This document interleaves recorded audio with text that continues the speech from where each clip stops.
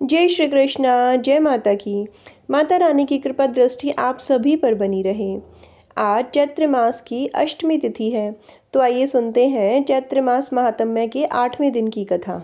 सूत जी बोले, सुखदेव जी को आया हुआ सुनकर पवित्र आत्मा राजा जनक अपने पुरोहित को आगे करके मंत्रियों सहित उन गुरुपुत्र के पास गए। महाराज जनक ने उन्हें बड़े आदर से उत्तम आसन देकर विधिवत सत्कार करने के पश्चात एक दूध देने वाली गाय प्रदान करके उनसे कुशल मंगल पूछा। सुखदेव जी ने भी राजा की पूजा को यथाविधि स्वीकार किया और अपना कुशल बताकर राजा से उनका कुशल मंगल पूछा। इस प्रकार कुशल प्रसन्न करके सुखदायी आसन पर बैठे हुए शांत चित्त वाले व्यासपुत्र सुखदेव जी ने महाराज जनक से पूछा, हे महाभाग, मेरे यहाँ आप निष्प्रय का आगमन किस प्रकार हुआ? हे मुनिश्रेष्ठ, इस प्रयोजन को बताइए। सुखदेव जी बोले, महाराज, मेरे पिता व्यास जी ने मुझसे कहा कि विवाह कर लो, क्योंकि अब आश्रम में गृहस्थ आश्रम ही श्रेष्ठ है। गुरु रूप पिता की आज्ञा को बंधन कारक मानकर मैंने उसे स्वीकार नहीं किया। उन्होंने समझाया कि गृहस्थ आश्रम बंधन नहीं है, फिर भी मैंने उसे स्वीकार नहीं किया। इस प्रकार मुझे संशय युक्त चित्त वाला समझकर मुनिश्रेष्ठ व्यास ने तथ्य युक्त वचन कहा, तुम मिथिला चले जाओ, खेद न करो। वहाँ राजऋषि जनक रहते हैं। वे याज्ञिक तथा जीवन उन्मुक्त राजा हैं। संसार में विधेय नाम से विख्यात वे वहाँ निष्कंठक राज्य करते हैं। हे पुत्र, महाराज जनक राज्य करते हुए भी माया के जाल में नहीं बंधे। तुम वनवासी होते हुए भी क्यों भयभीत हो रहे हो? उन नरश्रेष्ठ विधेय को देखो और अपने मन में उठते हुए मोह का त्याग करो। हे महाभाग, विवाह करो, अन्यथा जाकर उन राजा से ही पूछो।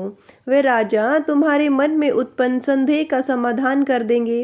तत्पश्चात हे पुत्र, उनकी बात सुनकर तुम शीघ्र ही मेरे पास चले आना।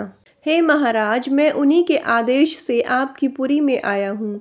हे राजेंद्र, मैं मोक्ष का अभिलाषी हूँ, अतः जो कार्य मेरे लिए उचित हो वह बताइए। हे राजेंद्र, तप, तीर्थ, व्रत, यज्ञ, तीर्थ सेवन तथा ज्ञान, इनमें से जो मोक्ष का साक्षात साधन हो वह मुझे बताइए। जनक जी बोले, मोक्ष मार्ग अवलंबी विप्र को जो करना चाहिए उसे सुनिए। उपनयन संस्कार के बाद सर्वप्रथम वेद शास्त्र का अध्ययन करने हेतु गुरु के सानिध्य में रहना चाहिए। वहाँ वेद वेदाओं का अध्ययन करके दीक्षांत गुरु दक्षिणा देकर वापस लौटकर मुनि को विवाह करके पत्नी के साथ गृहस्थी में रहना चाहिए।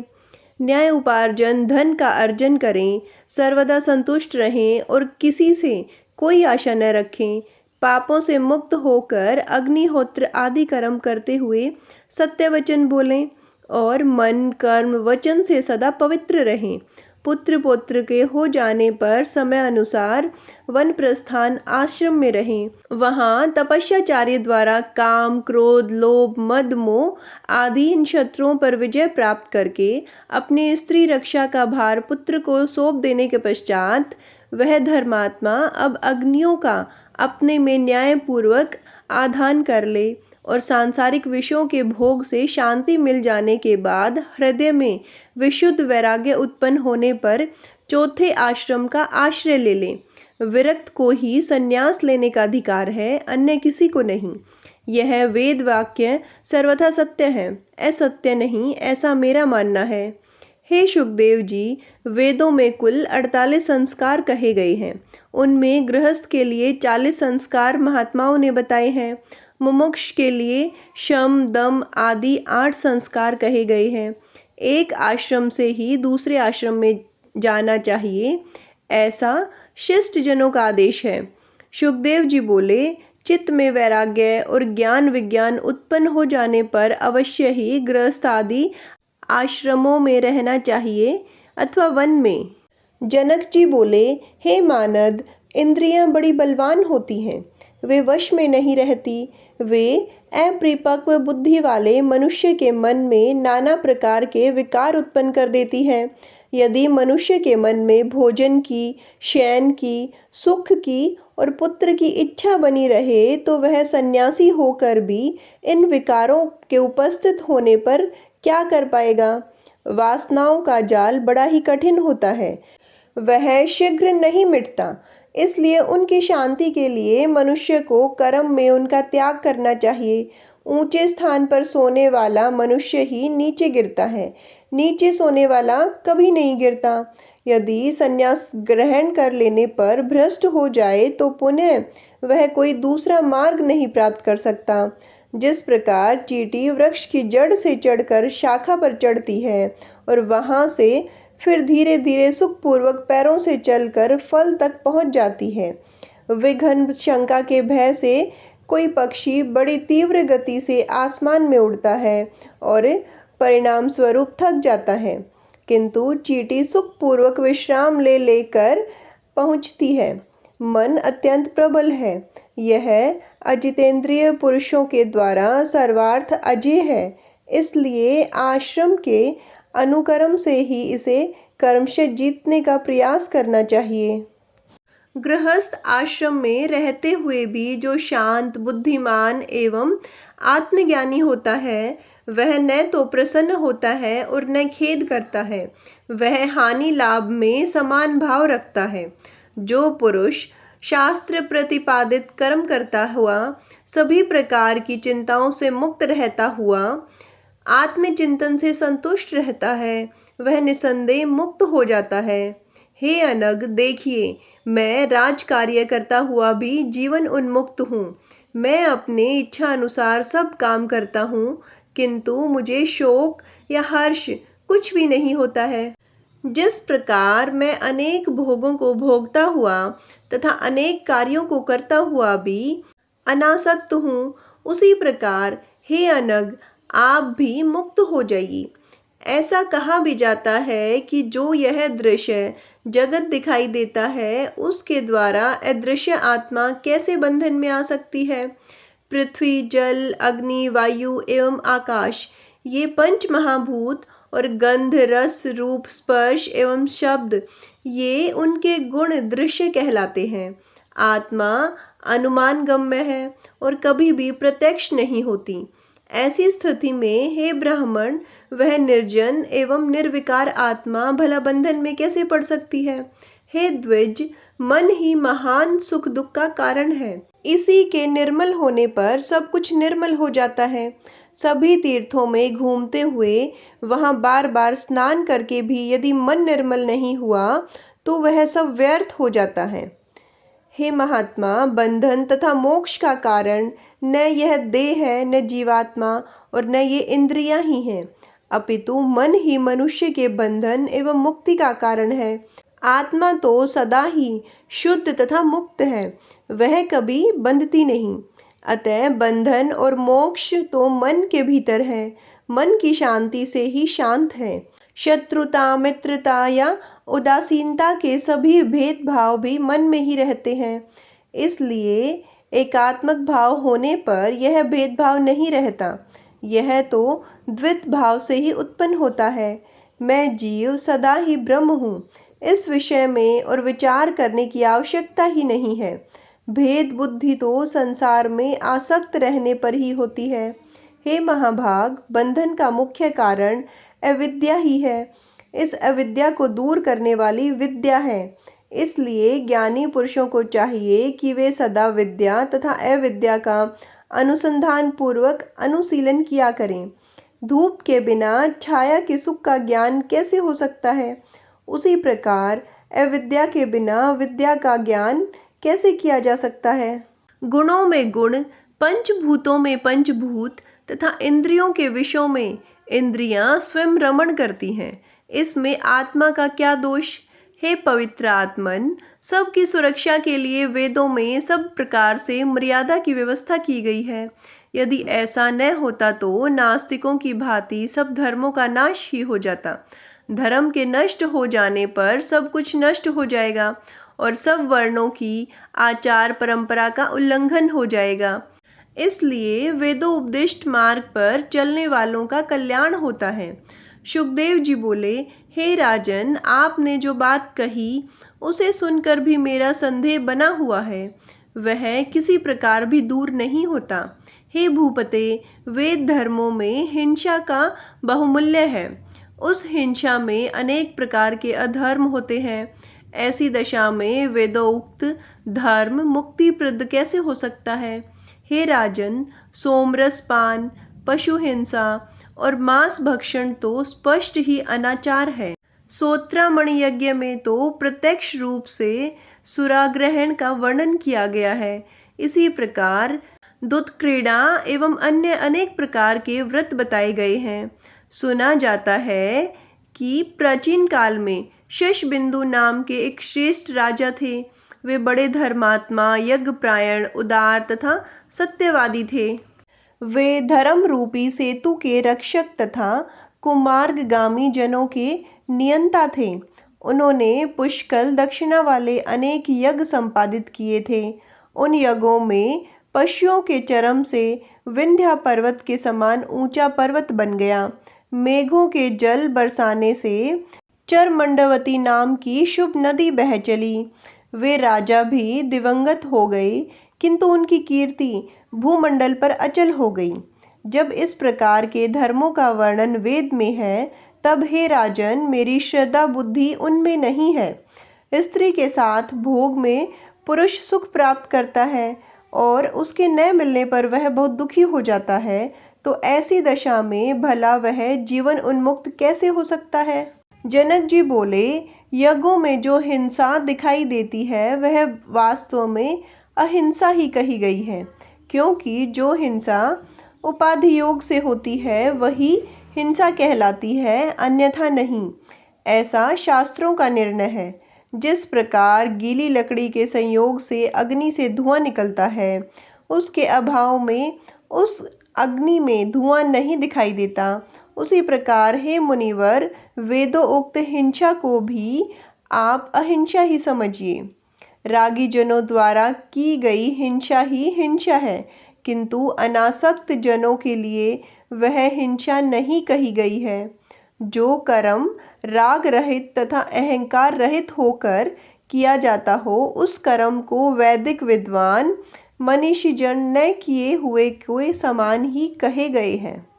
हे द्विजश्रेष्ठ, रागी गृहस्थों के द्वारा यज्ञ में जो हिंसा होती है वही हिंसा है। हे महाभाग, जो कर्म राग रहित तथा अहंकार शून्य होकर किया जाता है वह जितात्मा मुमुक्षुओं के लिए हिंसा ही है। शुकदेव जी बोले, हे महाराज, मेरे हृदय में यह शंका हो रही है कि माया में लिप्त रहते हुए भी कोई मनुष्य निष्प्रह कैसे रह सकता है। शास्त्र का ज्ञान प्राप्त करके नित्य नित्य का विचार करने पर भी चित्त से मोह दूर नहीं होता है, तब भला वह मनुष्य मुक्त कैसे होगा? मनुष्य के मन में स्थित मोह को दूर करने के लिए केवल शास्त्र बोध ही समर्थ नहीं हो सकता। जैसे केवल दीप जलाने की बात करने से अंधकार दूर नहीं होता, अतः बुद्धिमान मनुष्य को चाहिए कि वे कभी किसी से द्वेष भाव न रखें। परंतु हे नरश्रेष्ठ, गृहस्थ से वह कैसे संभव है? अभी भी आपकी धन प्राप्ति की कामना, राज्य सुख तथा युद्ध में विजय प्राप्त करने की अभिलाषा शांत नहीं हुई है, तब आप जीवन उन्मुक्त कैसे हो सकते हैं? अभी भी चोरों के प्रति चोर बुद्धि तथा तपस्वी के प्रति साधु बुद्धि आपकी है ही। अपने पराये का भेदभाव भी अभी आप में है, तो फिर हे राजन, आप विधेय कैसे? अभी भी आप कटु, कसैले तथा खट्टे रसों का तथा भले बुरे का ज्ञान रखते ही हैं। हे राजन, आपका चित्त शुद्ध कर्मों में रमता है, अशुभ कर्मों में नहीं। जागृत, स्वपन ये अवस्थाएं अभी आपको समय अनुसार ही होती हैं, तब भला आपको तुरीयावस्था कैसे प्राप्त होती होगी? हे राजन, घोड़े, रथ, हाथी तथा पैदल सैनिक ये सब मेरे अधीन हैं और मैं इन सब का स्वामी हूँ, ऐसा आप अपने मन में मानते हैं या नहीं? आप मधुर भोजन को प्रसन्नतापूर्वक तथा बेमन से खाते ही होंगे। हे नरश्रेष्ठ, आप माला और सर्प में क्या समान दृष्टि वाले हैं? हे राजन, विमुक्त पुरुष तो वह कहलाता है जो मिट्टी के ढेले और स्वर्ण को समान समझता हो, सब जीवों में एकात्मक बुद्धि रखता हो तथा जीव मात्र का उपकार करता हो। मेरा मन घर, स्त्री आदि में कभी नहीं लगता, इसलिए मैं अकेले ही अनिच्छा भाव से सदा विचरण करता रहता हूँ। यही मेरा विचार है। निसंग, ममता रहित और शांत होकर केवल पत्र, मूल, फल इत्यादि ग्रहण करता हुआ मैं निर्द्वंद एवं अपरिग्रही होकर मृग की भांति स्वच्छंद विचरण करता हूँ। हे पार्थिव, ग्रह, धन तथा रूपवती स्त्री से मुझे विरक्त चित्त और गुणातीत का क्या प्रयोजन है? आप अनेक प्रकार की राग द्वेष युक्त बातें सोचते हैं, फिर भी मैं विमुक्त हूँ, ऐसा आप कहते हैं। यह सब मुझे तो केवल आपका दंभ ही जान पड़ता है। आपको कभी शत्रु की, कभी धन की तथा कभी सेवा की चिंता लगी ही रहती है। तब हे राजन, आप निश्चिंत कहाँ हैं? स्वल्प आहारी, अटल व्रत करने वाले जो वैखांस मुनि हैं, वे इस संसार की अनियतता को जानते हुए भी इसमें आसक्त हो जाते हैं। हे राजन, आपके वंश में उत्पन्न सभी राजाओं का नाम विधेय यह हो जाता है। इसमें भी आप धोखा समझिए, दूसरा कुछ नहीं। जिस प्रकार किसी मूर्ख का नाम विद्याधर, जनमंद का नाम दिवाकर तथा सतत दरिद्र मनुष्य का नाम लक्ष्मीधर रखना निरर्थक है, उसी प्रकार पूर्व काल में आपके वंश में उत्पन्न जिन जिन राजाओं को मैंने सुना है, वे नाम से ही विदेह प्रसिद्ध हुए हैं, कर्म से नहीं। हे नर्प, आपके कुल में पहले निमि नाम के राजा हो चुके हैं। उन राजऋषि ने एक बार अपने गुरु वशिष्ठ मुनि को यज्ञ के लिए निमंत्रण किया। उस समय वशिष्ठ जी ने उसे कहा कि आपसे पहले इंद्र ने मुझे यज्ञ के लिए आमंत्रित कर रखा है। इंद्र का यज्ञ संपन्न कराकर मैं आपका ही यज्ञ पूर्ण करूंगा। अतः हे राजेंद्र, तब तक आप धीरे धीरे यज्ञ सामग्री एकत्रित करिए। ऐसा कहकर वशिष्ठ मुनि इंद्र का यज्ञ कराने के लिए चले गए और महाराज निमि ने किसी दूसरे को आचार्य बनाकर अपना उत्तम यज्ञ संपन्न करा लिया। यह सुनकर वशिष्ठ जी राजा पर अत्यंत क्रोधित हुए और उन्हें श्राप देते हुए बोले, हे गुरु का परित्याग करने वाले, तुम्हारा शरीर नष्ट हो जाए। यह सुनकर महाराज निमि ने शाप दिया कि आपका भी शरीर नष्ट हो जाए। इस प्रकार वे दोनों एक दूसरे के शाप से नष्ट हो गए, ऐसा मैंने सुना है। हे राजेंद्र, विधेय होकर भी राजा ने अपने गुरु को स्वयं शाप क्यों दे डाला? हे नरश्रेष्ठ, यह तो मेरे मन में परिहास जैसा प्रतीत होता है। जनक जी बोले, हे विप्रवर, आपने ठीक ही कहा है, इसमें मिथ्या कुछ भी नहीं है, ऐसा मैं मानता हूँ। फिर भी आप मेरी बात सुने। हे विप्रेंद्र, गुरु व्यास जी मेरे परम पूज्य हैं। अपने पिता का साथ त्याग करके आप वन में जाना चाहते हैं। वहाँ भी तो मृग आदि पशुओं के साथ आपका स्नेह संबंध रहेगा ही, इसमें संदेह नहीं है। पृथ्वी, जल आदि महाभूत तो सर्वत्र ही विद्यमान हैं, तब आप निसंग कैसे हो पाएंगे? और फिर हे मुने, भोजन आदि की भी चिंता रहेगी ही, तो आप निश्चिंत कैसे रहेंगे? जिस प्रकार आपको वन में दंड और मृग चर्म की चिंता बनी रहेगी, उसी प्रकार मुझ विचारशील राजा को भी राज संबंधी चिंता तो होंगी ही। आप भी भ्रम में पड़कर यहाँ तक दूर देश में आए हैं। मुझे किसी प्रकार का विकल्प रूपी संदेह नहीं है, क्योंकि मैं तो सर्वथा निर्विकल्प हूँ। हे विप्र, मैं सुख से भोजन करता हूँ और सुखपूर्वक शयन करता हूँ। हे मुने, मैं बंधा हुआ नहीं हूँ, इस भावना से मैं सर्वदा सुखी रहता हूँ।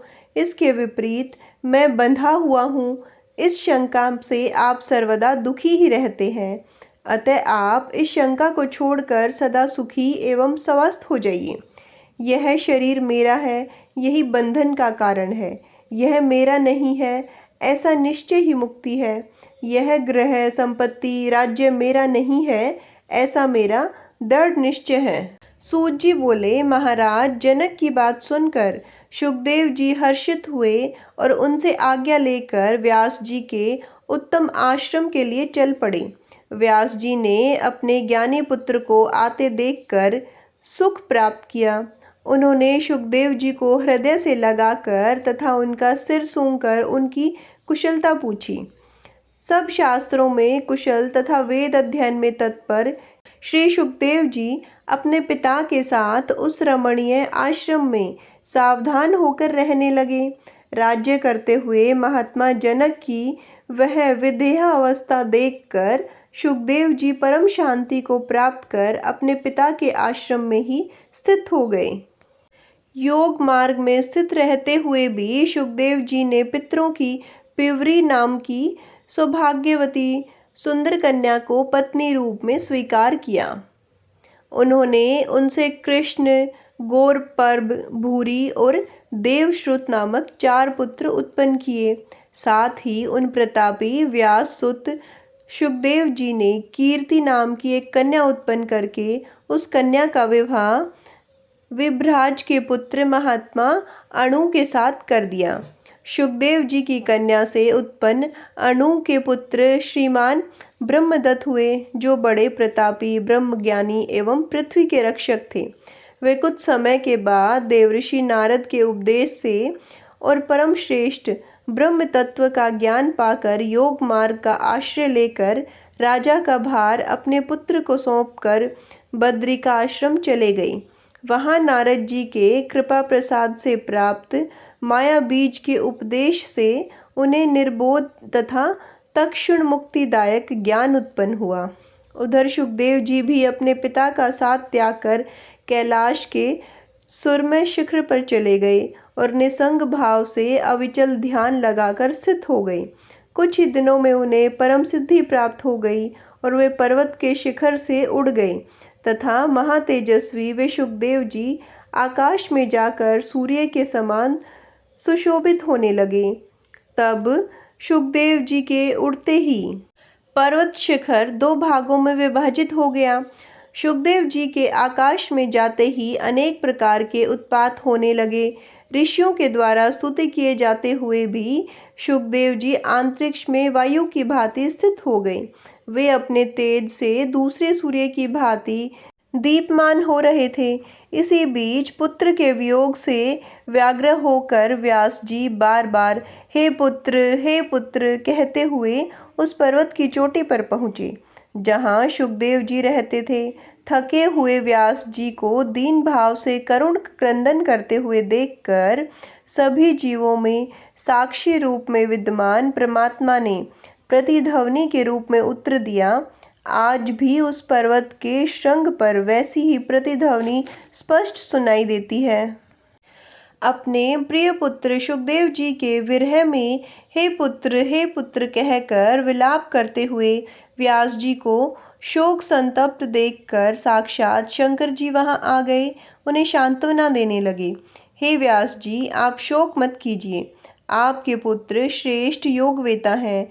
उन्होंने आकृत आत्माओं के लिए भी दुर्लभ परम गति प्राप्त कर ली है।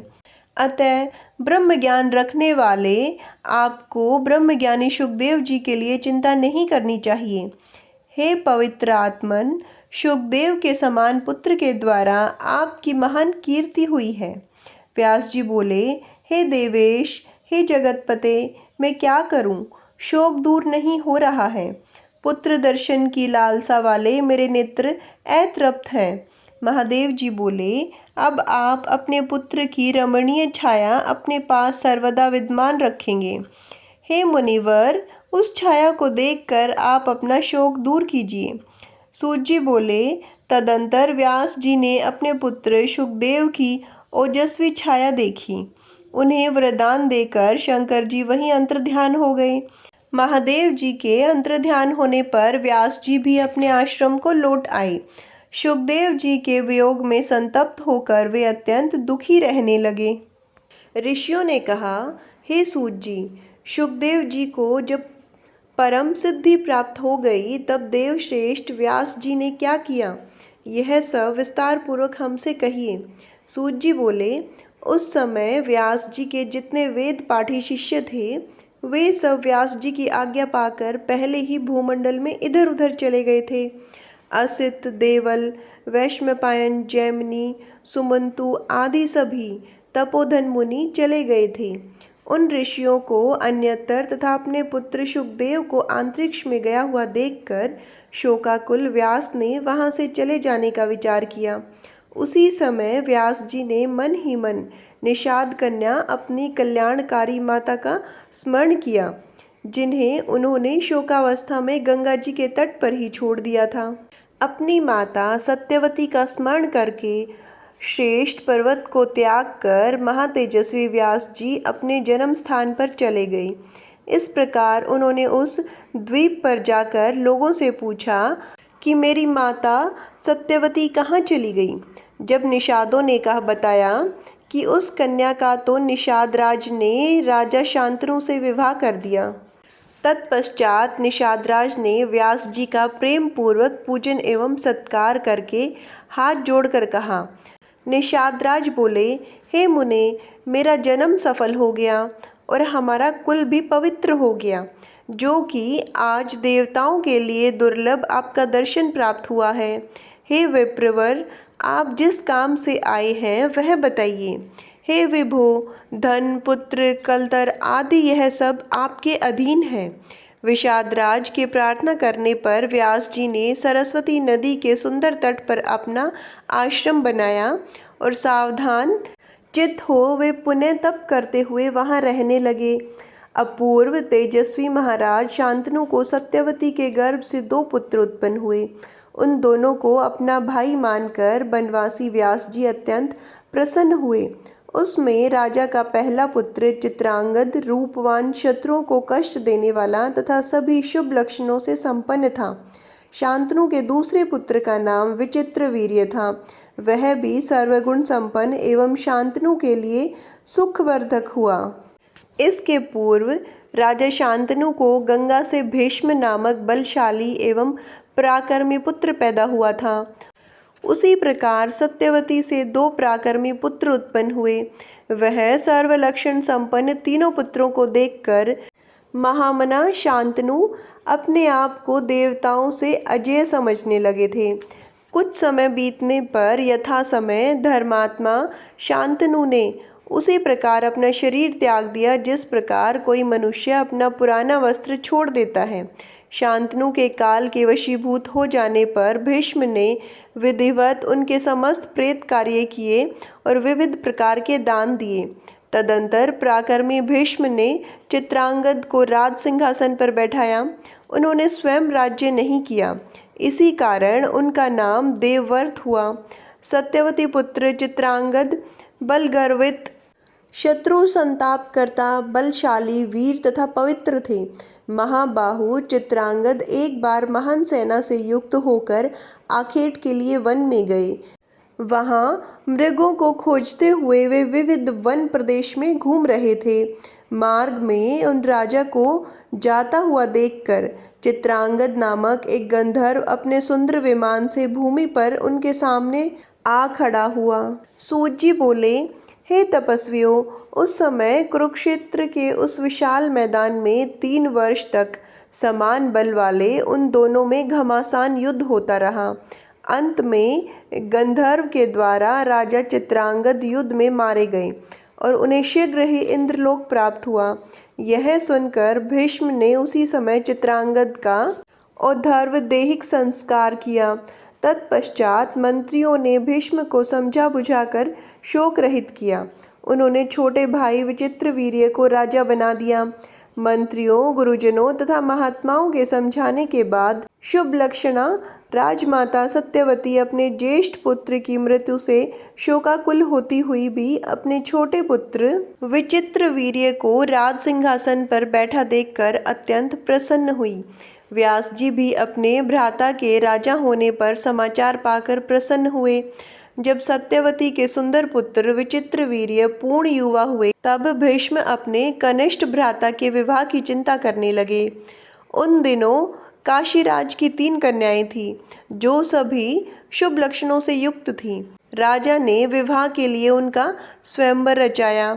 हजारों पूज्यमान राजा तथा राजकुमार आमंत्रित होकर इच्छा स्वयंवर में उपस्थित हुए तथा पराक्रमी भीम ने अकेले ही रथ पर बैठकर सभी राजाओं को रौंदकर बलपूर्वक उन कन्याओं का हरण कर लिया। वे महारथी तथा तेजस्वी भीष्म अपने बाहुबल से उन सभी राजाओं को जीतकर उन कन्याओं को लेकर हस्तिनापुर चले गए। सुंदर नेत्रों वाली उन तीनों राजकुमारियों में माता, भगिनी एवं पुत्री की भावना रखते हुए भीष्म उन्हें ले आए और उन्हें सत्यवती को सौंपकर शीघ्रतापूर्वक ज्योतिर्विदों तथा वेद के विद्वान ब्राह्मणों को बुलाकर उनसे विवाह का शुभ मुहूर्त पूछा। विवाह की तैयारी करके अपने छोटे भाई धर्मात्मा विचित्रवीर्य के साथ उन कन्याओं का विवाह करने को जब भीष्म उद्यत हुए, तब उन तीनों में से सबसे बड़ी एवं सुंदर नेत्रों वाली कन्या ने गंगापुत्र भीष्म से लज्जित होते हुए इस प्रकार प्रार्थना की, हे गंगापुत्र, हे धर्मज्ञ, मैंने स्वयंवर में मन ही मन राजा शाल्व का पति रूप में वर्ण कर लिया था। उस राजा ने भी प्रेम पूर्वक हृदय से मुझे अपनी पत्नी मान लिया था। अब आप इस कुल की परंपरा के अनुसार जैसा उचित हो वैसा कीजिए। उन्होंने पहले से ही मुझे वरण कर लिया था। हे गंगे पुत्र, आप धर्मात्माओं में श्रेष्ठ तथा बलवान हैं। आपकी जैसी इच्छा हो वैसा कीजिए। सूत जी बोले। इस प्रकार उस कन्या के कहने पर कुरुनंदन भीष्म ने कुल वृद्धों, ब्राह्मणों, माता सत्यवती तथा मंत्रियों से इस विषय में परामर्श किया। सबकी अनुमति प्राप्त करके धर्मज्ञ गंगापुत्र ने उस कन्या से कहा, हे वरानने, तुम स्वेच्छा पूर्वक जा सकती हो। भीष्म से विदा होकर वह कन्या राजा शाल्व के घर गई और अपने मन की अभीष्ट बात उनसे कहने लगी। हे महाराज, आपके प्रति आसक्त चित्त जानकर भीष्म ने मुझे धर्म पूर्वक मुक्त कर दिया है। अब मैं आ गई हूँ, आप मेरा पाणी ग्रहण कीजिए। मैं आपकी पूर्ण रूप से धर्मपत्नी हो जाऊंगी। मैंने पूर्व में आपको चाहा है और आपने मुझे, इसमें कोई संदेह नहीं है। शाल्व ने कहा, हे देवी, मेरे देखते देखते भीष्म ने तुम्हें पकड़ा और अपने रथ पर बैठा लिया था, अतः अब मैं तुम्हारा पाणी ग्रहण नहीं कर सकता। कौन बुद्धिमान मनुष्य दूसरे के द्वारा उच्छिष्ट कन्या को स्वीकार करेगा? अतः भीष्म के द्वारा मातृभावना से भी त्यागी गई तुम्हें मैं स्वीकार नहीं करूँगा।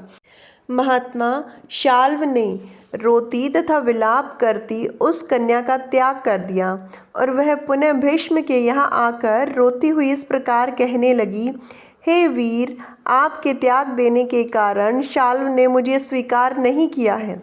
हे महाभाग, आप धर्मज्ञ हैं, इसलिए आप मुझे स्वीकार कीजिए, अन्यथा मैं प्राण दे दूंगी। भीष्म बोले, हे देवी, तुम दूसरे पर आसक्त चित्त वाली हो, अतः मैं तुम्हें कैसे स्वीकार करूं? अब तुम चिंता त्याग कर शीघ्र अपने पिता के पास चली जाओ। भीष्म के ऐसा कहने पर वह अपने पिता के घर न जाकर वन में चली गई और वहाँ किसी निर्जन एवं परम पवित्र तीर्थ में तप करने लगी। काशीराज की अन्य 2 रूपवती तथा कल्याणमयी कन्याएं अंबिका तथा अंबालिका विचित्रवीर्य की रानियां बन गई। महाबली राजा विचित्रवीर्य भी उन दोनों के साथ कभी राजभवन में तो कभी उपवन में आनंद पूर्वक विहार करने लगे। इस प्रकार पूरे 9 वर्ष तक मनोहर क्रीड़ा करते हुए राजा विचित्रवीर्य राजयक्ष्मा रोग से ग्रसित हो गए और अंत में मृत्यु को प्राप्त हो गए। उस समय पुत्र के मर जाने पर माता सत्यवती को बड़ा दुख हुआ और उन्होंने मंत्रियों द्वारा पुत्र के सभी प्रेत कार्य संपन्न कराई।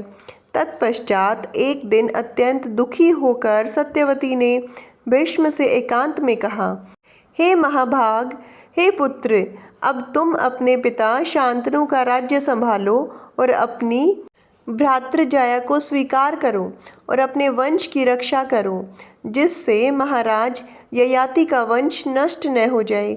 भीष्म बोले, हे माता, आपने पिताजी के लिए मैंने जो प्रतिज्ञा की थी उसे तो आप सुन चुकी हैं, अतः मैं न तो राज्य ग्रहण करूँगा और न तो विवाह ही करूँगा।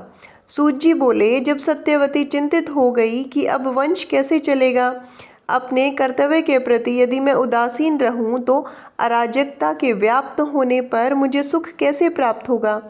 इस प्रकार माता को चिंतित देखकर भीष्म ने उनसे कहा, हे माते, आप चिंता न करें। विचित्र वीर्य की पत्नी के गर्भ से क्षेत्रज पुत्र उत्पन्न कराइए। किसी कुलीन विद्वान ब्राह्मण को बुलाकर वधू के साथ नियोग कराइए। इसमें कोई दोष नहीं, क्योंकि वंश रक्षा का विधान वेदों में भी है।